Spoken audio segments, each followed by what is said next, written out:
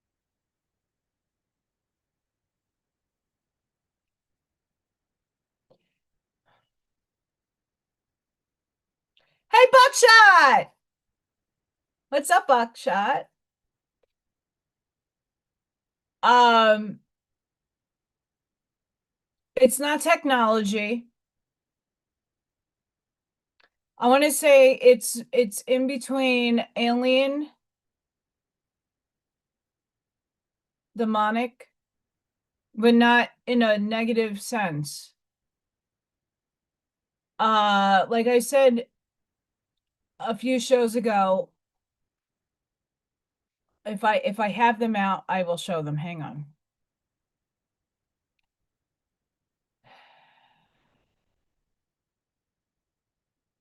That one. I do, by the way, I have them out.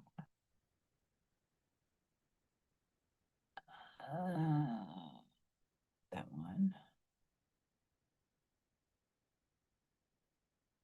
Maybe that one.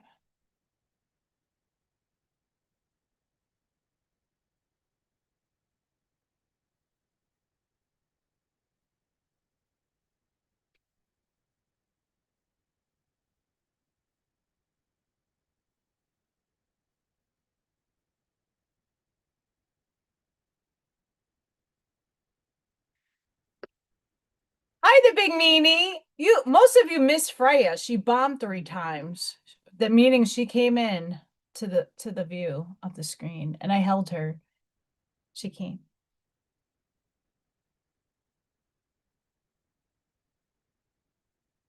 So I had a portal in my mirror in the house in Staten Island, and it was a Stargate, but it was also a portal. So good things, bad things were coming out. I've seen more demons and the devil itself, for whatever it wanted to show me, at least, because it's your perception. Um, this was in my mirror.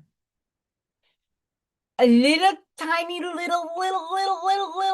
aspect of my mirror that I zoomed in on, and it's not doctored because it was one of those fucking camera phones from the early 2000s. This is a tragedy mask with a figure holding it up. And then there's stuff over here and stuff over here. There's a lot of matrixing happening in this image. This is always the one that sticks in my view. Did you? Did you see Freya? I gotta get you the baby's AI'd. That's probably tomorrow's task while I'm working. Um, because we love work. Today sucked. Where's my other one? I had a demon one. It did. I don't know if it's in the new phone. We'll see. No. Hang on. Not in that one. Not in that one. It's a screen recording.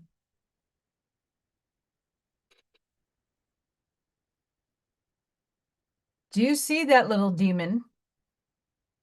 It has a tongue, the eyes, and the horns coming out of my books.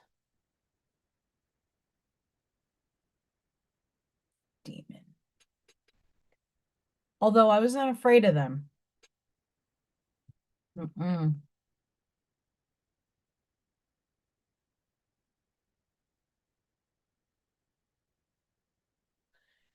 Excedrin migraine is where it's at, even if you don't have a migraine. I didn't put my thumb down, Spirit. Spirit plane. So for all of those who are coming in, I might be moving my live on Friday. Freya, that better been you. To Thursday on my birthday. Why? Because I might have a once in a lifetime opportunity to go see the Fermi Labs. I'm excited. My little inner kid is like jumping inside and jumping out of my body. Super freaking stoked if this happens. So Friday might not happen, but it will be on Thursday. So stay tuned to the informations in my chats, in my Telegram channel, on Facebook, and I will post it in the link section, in the post section of YouTube. Yuppers. Yupperoonies.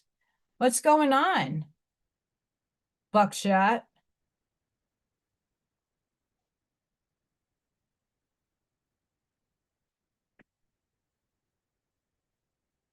Since we got some moon energy coming in,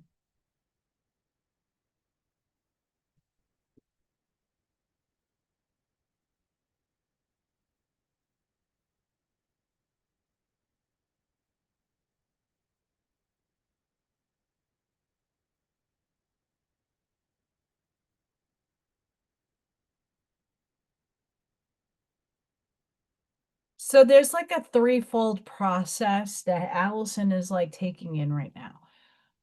On the spiritual aspect, particle collisions and accelerators and fun things to get things to be funner, open portals and things that we might not be aware of in the invisible realms and other densities.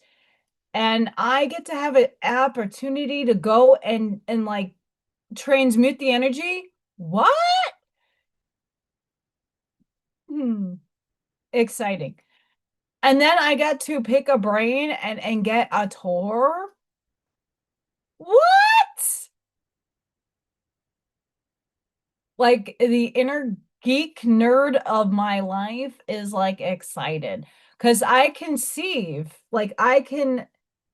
mentally see things happening in its process, but I can't do the mathematics.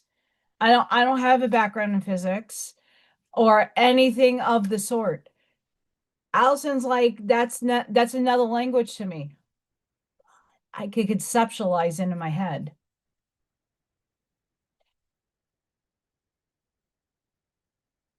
And if I could just have a physicist understand dimensions and densities from a spiritual perspective and understand like the layering of reality, maybe potentially the multiverse and many worlds interpretation, and like get some brains like exploding, that would be amazing.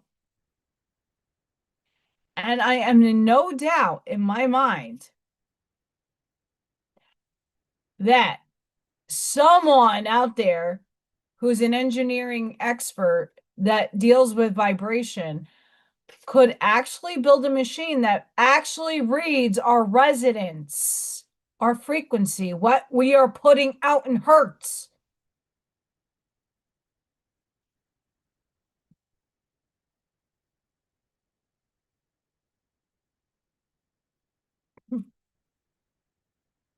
I got this for my birthday. This generates Zinn 7.83 hertz. Sine, cosine, and sine. This is putting out hertz. I could change it. So I'm drawing that in. I'm grounding with that on. Great. What is my body putting out right now? Not in my mental capacity of thinking, not my theta, beta, alpha, gamma state. We're not talking about states of your brain. I'm talking about your heart. What are you resonating at? If they can make a machine that you could put an electrode on or like a tens unit node on and put it on your heart and it tells you what you're frequenting so that you know, oh, I got to raise my vibrations. I'm at this hertz. I'm not talking about scalar wave either, because people can read your scalar waves. I'm talking about your resonance, your frequency. What are you putting out in your field, in the quantum field? What voltage is your body exhibiting? What are you carrying electrically in your body? And there would be a machine that could read that when you test yourself. It's always going to shift. Your vibration always shifts. Your voltage always shifts. I blow light bulbs out. There's a lot of people in the chat too that blow them out.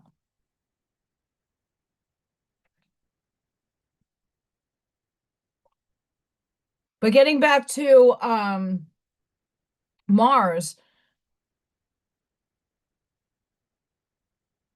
Daryl Anka, who channels Bashar, had an experience. Federico Vigine had experience.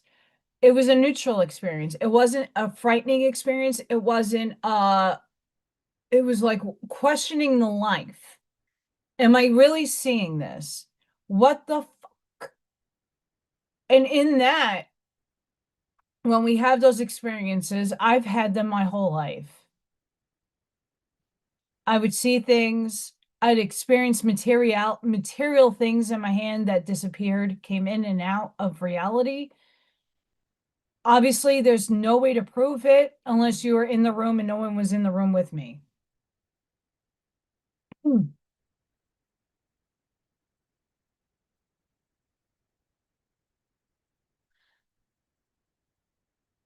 I hope I'm a good enough tasty one. Cashew.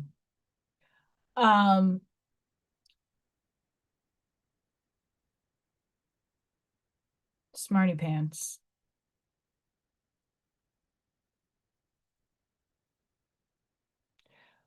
Right, but wouldn't it be nice to have a number to that?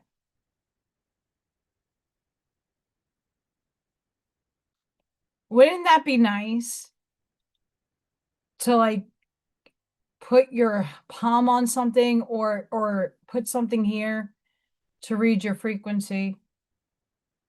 And yes, your body puts out lots of frequencies. I get that. But what happens if you can fine tune it and pick up your field? That'd be awesome. Because in the spiritual community, we play certain hertz.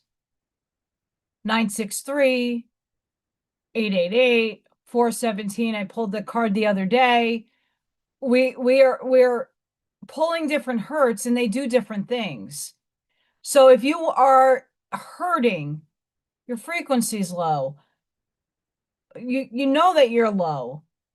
But what do you need to up and amp to that frequency that matches 417 to heal? Or to 528? Unless you know what your body is putting out, how can you ever match what is there to heal you? Yeah, sure, you're taking it in. That's not a question. Is it pure hertz? Is it pure tone? But if you had a machine to read where you're at, so you know, oh, okay, now I gotta uplift myself to whatever point you want to get to match a frequency that is going to help you, wouldn't that be game changing? I think it would.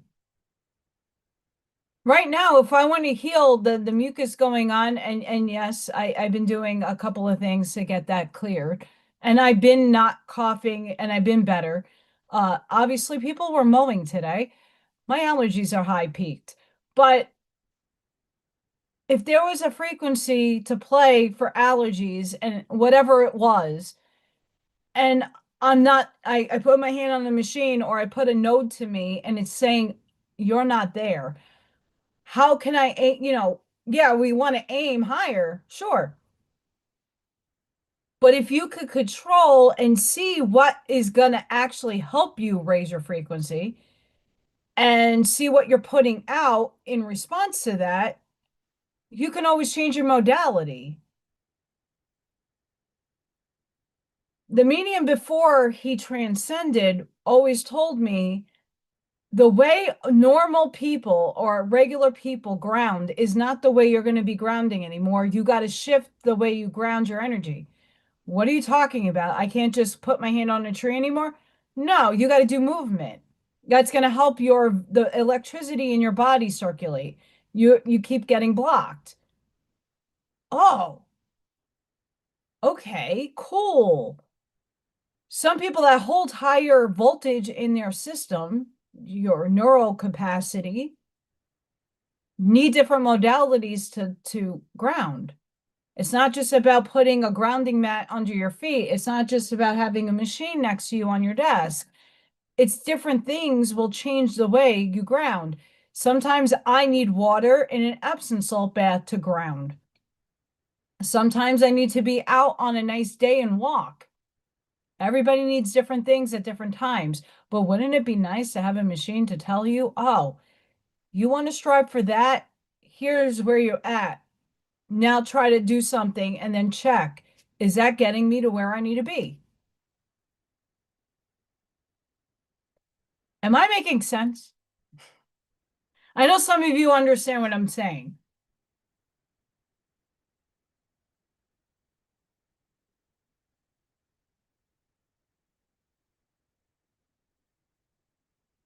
Well, still, we are still wet, by the way. But time for cards. I put them over here.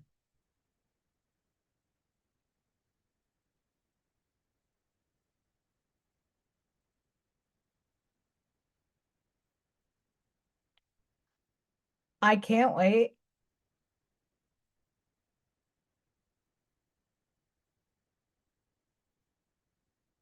See, my vibration's high right now because I'm excited. I got lots of good things to look forward to. This is the energy where I'd like to be at.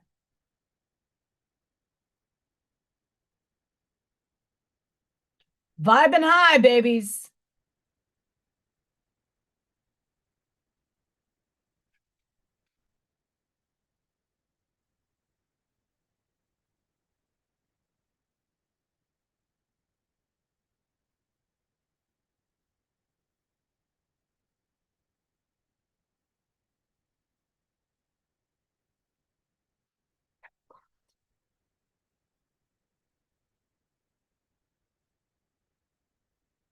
One more.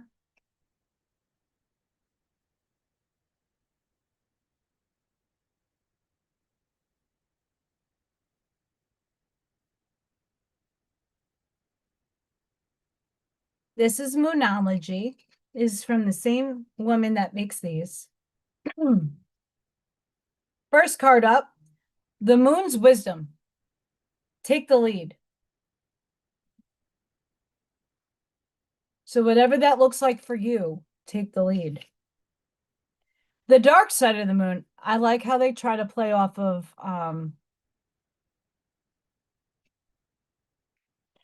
that band. Dark side of the moon, mystery. Life is a mystery. The falling moon, release blocks. And this is the energy where we're sitting in the liminal space. Things are leaving and coming in. Full moon, forgiveness. Big key. Moon, maybe. Intuition.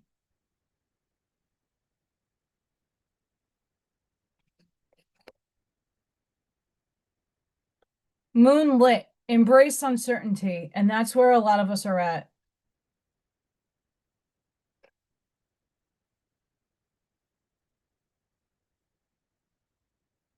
I'm in the uncertainty zone because I don't know what is going to unfold in my life. It's a big mystery right now.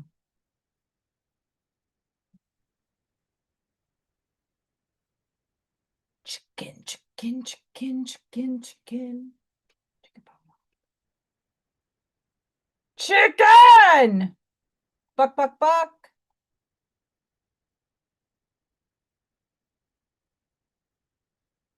Maybe Batty will do it for us. It's batshit crazy time.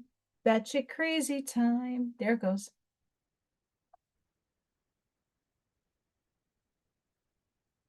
Life is a mystery.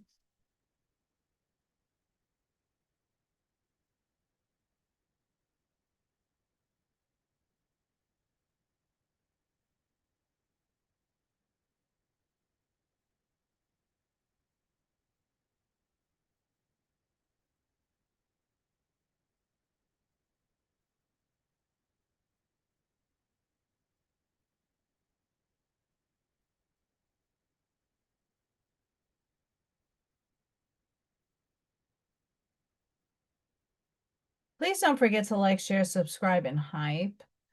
And check out my links section after the live, because I have a lot of people that will be in those links and that we should check them out. We keep getting this fucking card. I shuffle. Look at the big picture. Full moon in Sagittarius. Again, this keeps popping out every time I pull from this deck. The answers you need are coming. Full moon in Gemini.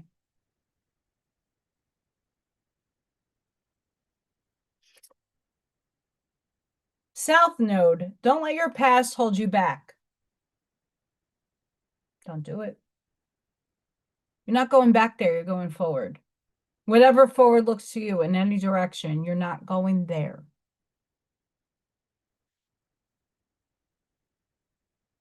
Bring love into the situation. New moon in Aquarius.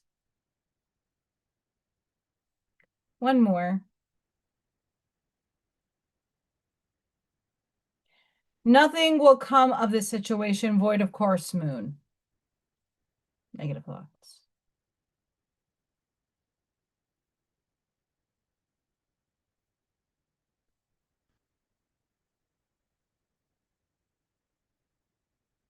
You two are funny.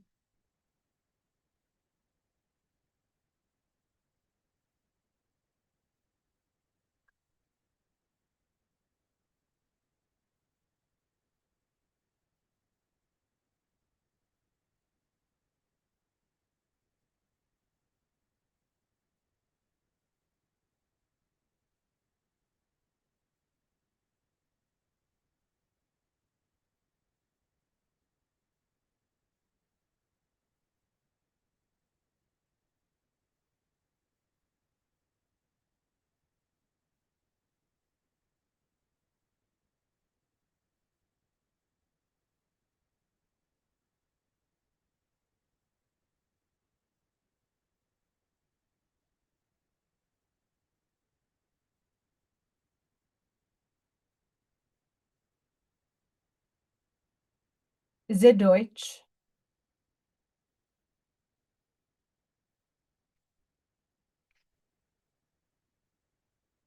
New moon in Aries. Fuck, that's Friday. Go for it. As it runs out of my hands. Go for it. Whatever it is, go for it. This is what's coming on Friday. Friday. Confirmation. New moon in Cancer, relax. How do I pull from this deck on the first card? What's coming on Friday?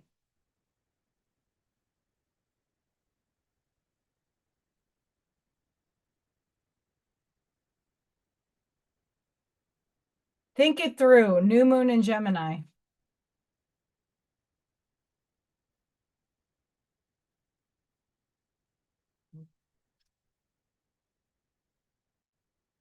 New moon in Libra.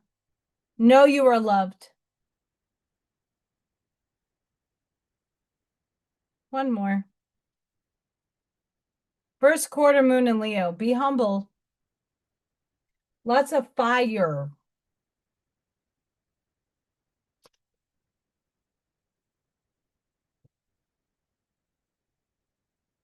Spirit's being funny. Spirit is being funny. How?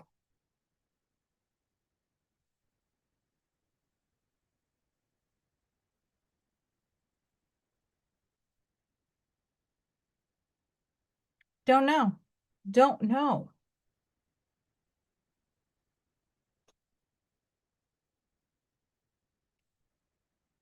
Yeah, so there's a few of you that I got to get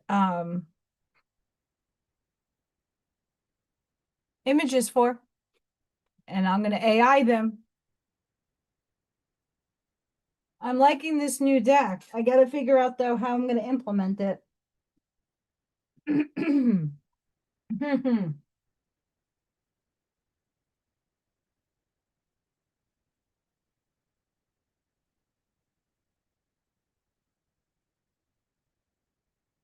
I normally don't pull cards during craft and sips, but we're going with it.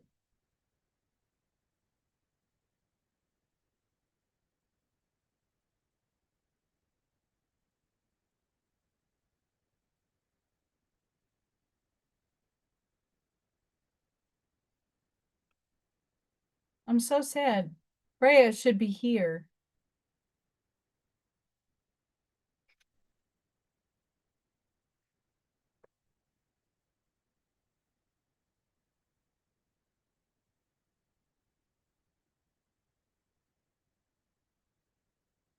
Well, Crow is coming in.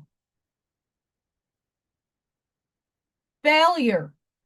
Learn from the failures as stepping stones to success. Each setback is an opportunity for growth.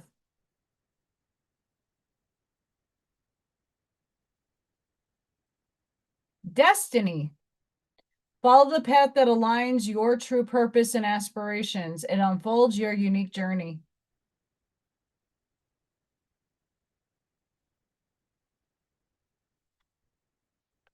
Reflection. Reflect on experiences to gain insights and personal growth. Self-awareness leads to positive change.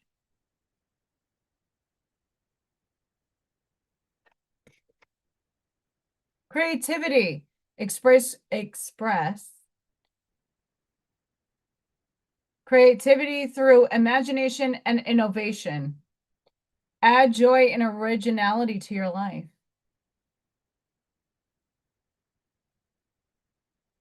Wisdom. Seek knowledge and experience. Wisdom comes from learning, reflection, and life's lessons.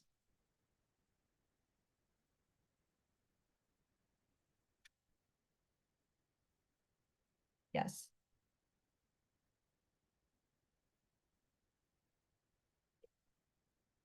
So I got a little crafting done today, a little bit. It's still drying. The purple looks more like a flower than the blue, so I have to go back into that.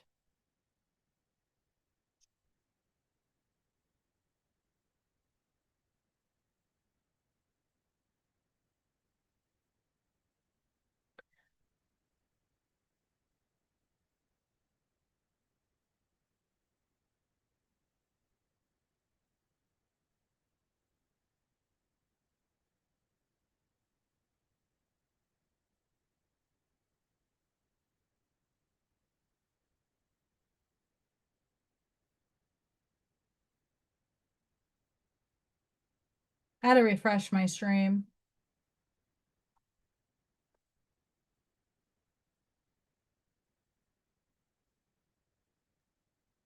Okay, good. You can't see that.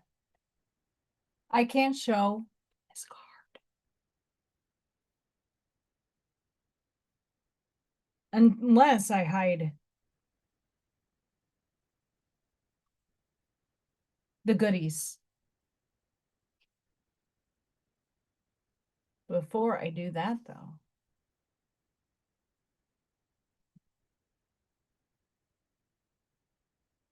I'm having a raffle. Thursday, possibly Friday. We'll see what happens and transpires in the next day or two. This is this month's raffle I showed you guys. It's this beautiful pyramid right here. You get a chance to win this pyramid. If you're not a channel member, you can hit me up here. And 3D gets 1 entry and 4D gets 2 free entries. And entries are $5 if you are not a member. but that's okay. You're a subscriber and we love you. If you're interested in winning this, and there's 2 more prizes, second and third place do get prizes. I pulled more than one. You guys will be able to roll it with the homies and be a part of this raffle. I haven't done one in a long time, and those are really fun. And it could be you who wins. I don't know. Let the computer generated wheel of death happen. Yes. So you being a member, you get a free entry into the raffle, and you never know who wins. But I don't just do one prize. There's 2 more prizes after that. So I those who have been here know I'm very generous.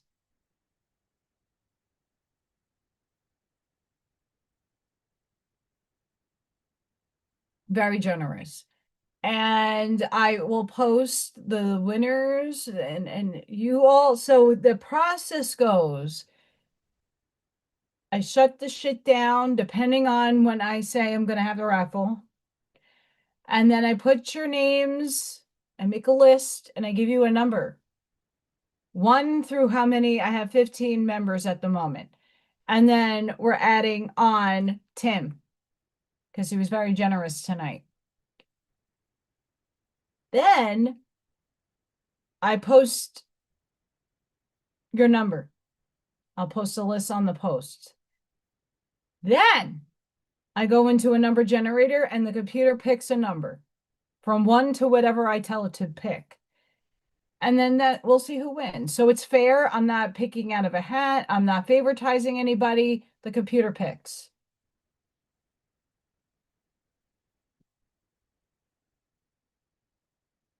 Epsilon modulation. There's boobies and I can't show them. Sorry. She got boobies. And nippies hanging out. Gather your energies and go within to regenerate. Let your actions match your inner rhythms rather than trying to force yourself to keep pace in external cues. Commit to your own natural timing and pace. As you ground and connect to your center, you will realize your spiritual power to be at cause in any situation of concern. You have such goodness and light within you. Let go of shaming or blaming. Embrace the spiritual beauty within. Reaching inspired spiritual heights requires commitment to developing powerful, deep roots. A mature creative offering takes longer to produce than that which is ephemeral and swiftly supplanted by whatever is next. To embrace the patience required for such building, surrender the need for immediate gratification. We must become so confident in the authenticity and value of our process that we are not in need of external evidence to bolster our courage. We can enjoy validation along the way, but must not turn away if it's absent for a time, especially if those around us appear to be moving faster. With such confidence and courage, we will be able to deepen and slow our breath and our restless nature and allow for inner workings of our souls to manifest beautiful healing magic. This oracle asks you to ground yourself, believe in your potential, commit to your path, and be patient so great things can happen for you. Although the flash of stunning insight happens in an instant, it follows a complex orchestration of purification and preparation. There is genius in patience and perseverance. They are the hallmarks of nature's long game, a breathtakingly diverse creative display. When we immerse ourselves in the sacred feminine wisdom and that underpins Mother Nature's rapturous creativity, we live differently. We use our power to attune and allow rather than to direct and demand. We shift from ego to soul, and in doing so can embody our divine potential. This oracle asks you to trust in what is happening in your life. It doesn't need to make sense in order for you to benefit from it.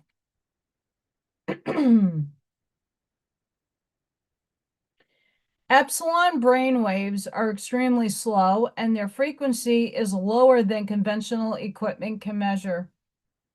They are indicative of the way the brain operates outside of the usual modes of thinking, as per the dictates of mass consciousness.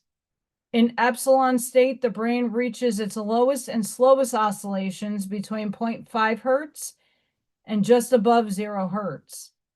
In that place, extraordinary states of consciousness are accessed, including a pure awareness of nature of being, the deepest levels of insight, and the regenerative bliss of spiritual emptiness.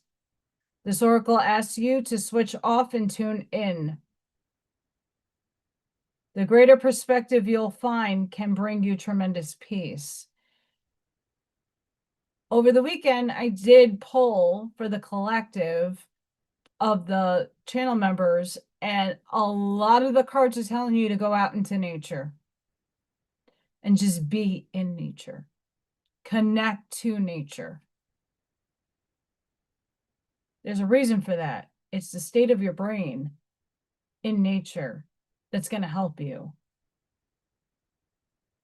This oracle asks you to put your faith in the spiritual power of your path. Dedicate yourself to your personal development and seek out the loving patience and presence of those upon the earth and in spirit who nurture your heart and protect your soul.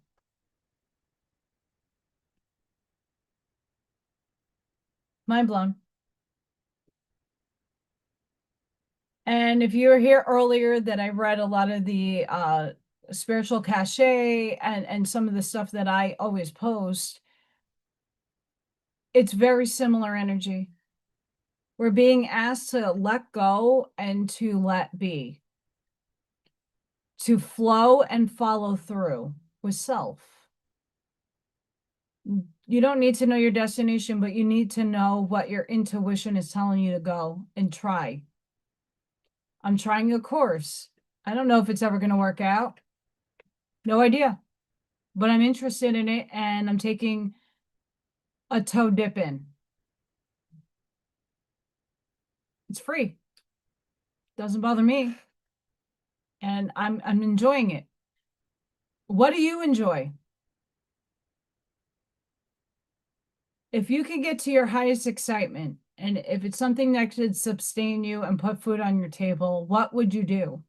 How would you go about it? Think about it.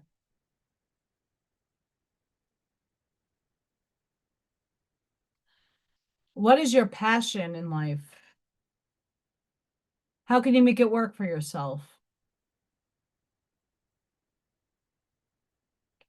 I've been patient, and I'm just slowly maneuvering around on YouTube. This is my highest excitement. This makes me happy. I'm adding to it. I'm growing. I'm moving forward. Hi, Terry. If you could do something that makes you super happy, and don't think about the money and the monetary stuff. What makes you happy? Sure, we would like for it to put food on the table, but that might be this might be an eventuality that I don't have to work a 9 to 5, that I could do what I'm doing and benefit from it and actually put food on my table and pay my bills. I can't do that right now. Just doing this. I need other things.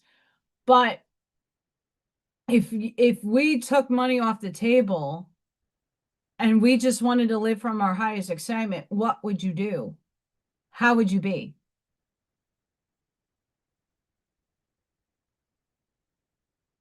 It's a hard question to answer for yourself. We've been so programmed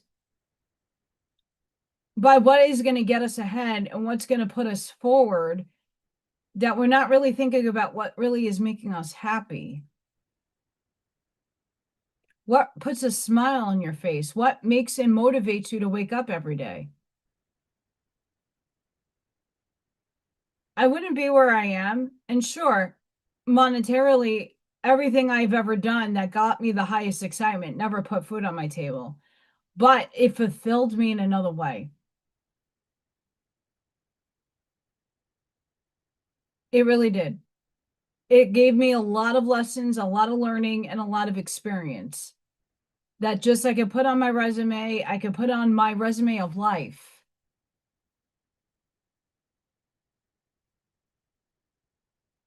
What kind of new beginning would, if you were given a new beginning, what would it look like tomorrow? This is what the universe is ushering us into Friday. New perspective, a new vision, a new way of being for yourself.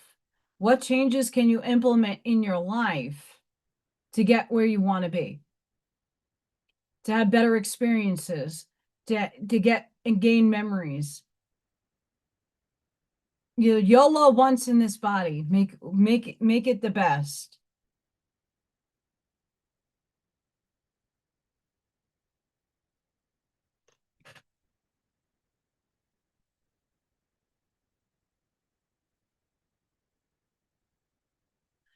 That's a great idea, Terry. I like that.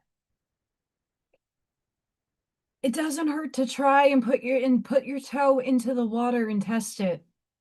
It doesn't. I don't know where my life is going to lead me in the next month, 5 years.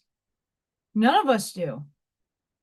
I'm still merging with that higher self. I'm in liminal space right now. I see the light, but it's not close. It's not too far, but it's out of reach right now. I'm discovering the side rooms and the back rooms right now.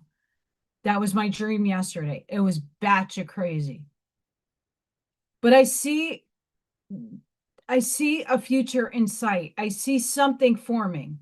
I don't know what that form is yet, but it looks promising and I'm going forward toward it. And that's what's motivating me each and every day to get up and to strive and to keep pushing myself.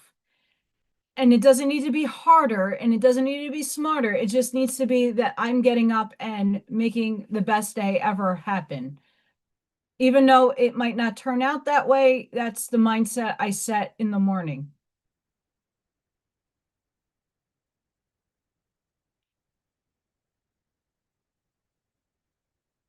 What do you want to do? How do you want to go about it? And just test the water. It doesn't hurt. It really doesn't. It takes a lot of balls and us females boobs, balls, to get out of our own way, to get the ego out of the way. And those are the changes that a lot of us having a hard time and that we're blocked from. We are allowing our ego sometimes to dictate our reality when it's really our heart that needs to dictate it. Sometimes our mind is in the way. We overanalyze. We're thinking too much. We get wrapped up into the everyday living and not thinking, wait a sec, is this making me happy? What do I want in my life? What do I want to achieve? If money was no object, what is going to make you happy? For some people, happiness doesn't need to be anything that equates to financial stability. Just being in a meadow under the sun makes people happy. Where's your happiness? There's no right or wrong answer. We just don't ask these questions of ourselves often enough to figure it out. And without experience of trying new things, different things, you're never going to know.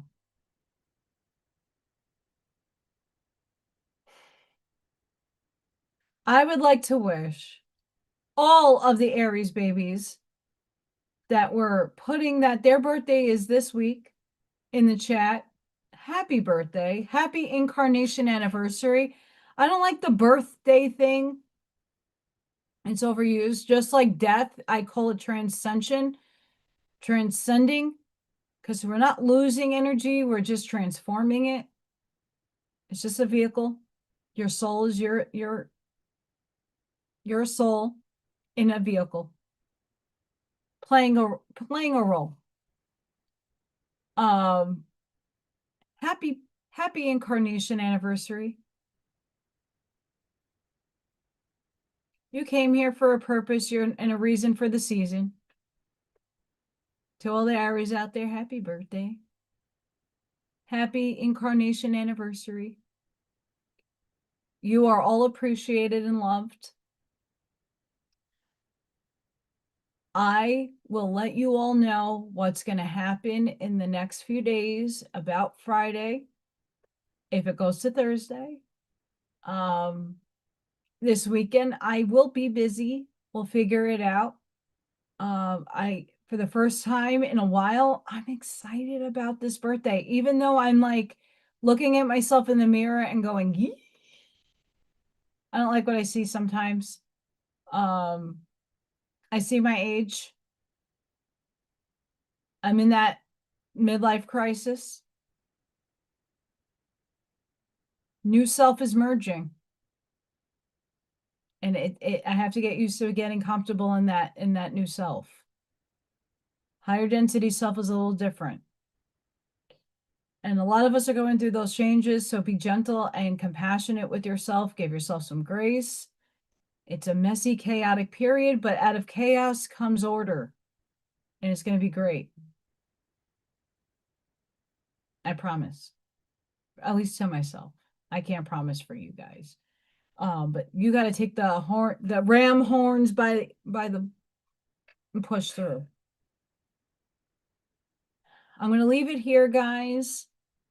Weather is coming in. I'm getting little notifications on my phone.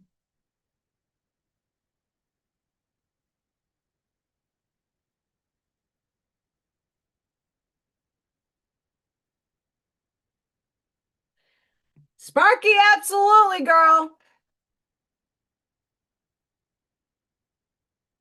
Just try. And it doesn't need to be in big ways either. It's okay to have rational fear. It's okay to have fear. It doesn't need to be the fear of spiders or being phobic. It's the anxiety and the nervousness of attempting something new, and that's normal. You're not going to know until you try something, if you know if you're going to be good at it or not, or if that you like it.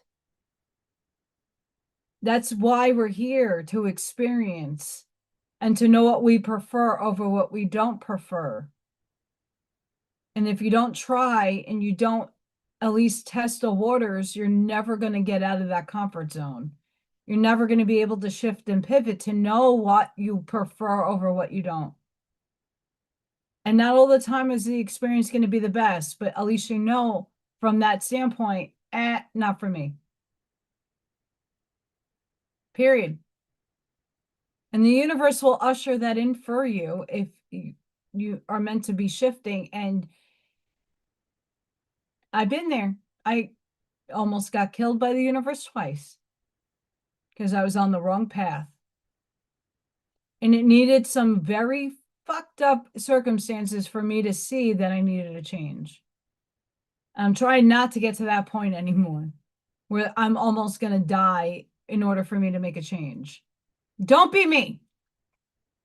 But I'm going to leave it here. I'm wishing all the Aries babies out there happy birthday. To all the upcoming birthdays, happy incarnation anniversary. Really, seriously, we love you. Thank you so much about that.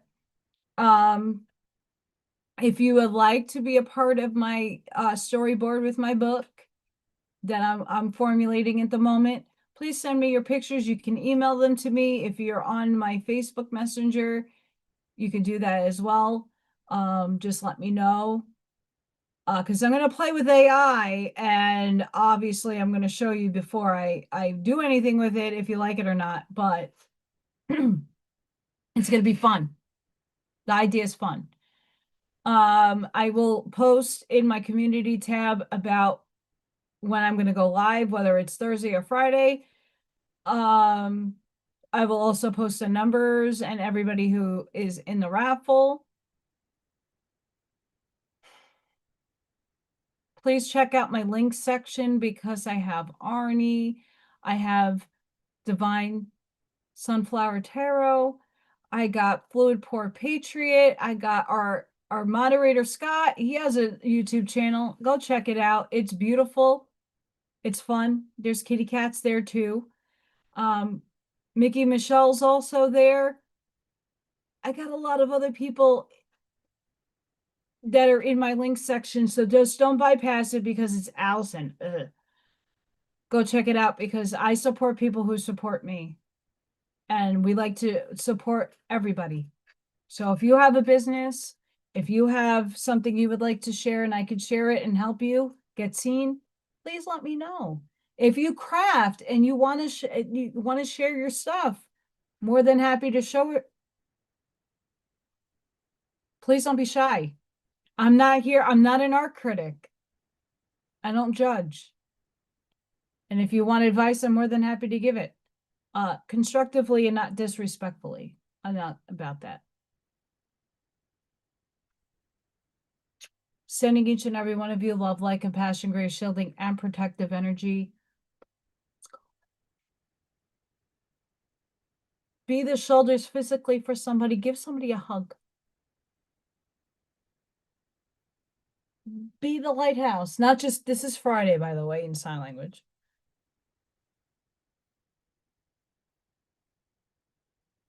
Be the lighthouse. Sprinkle and seed your truths respectfully. Light that path forward. Please be safe and be seen. I know I got storms coming in. I'm getting notifications on my phone incoming. So I am going to end it early so that if I do lose power, I'm not blowing out anything. Please be safe, everybody in the Midwest with the tornadoes and all that fun overnight. NOAA weather radios, put them on.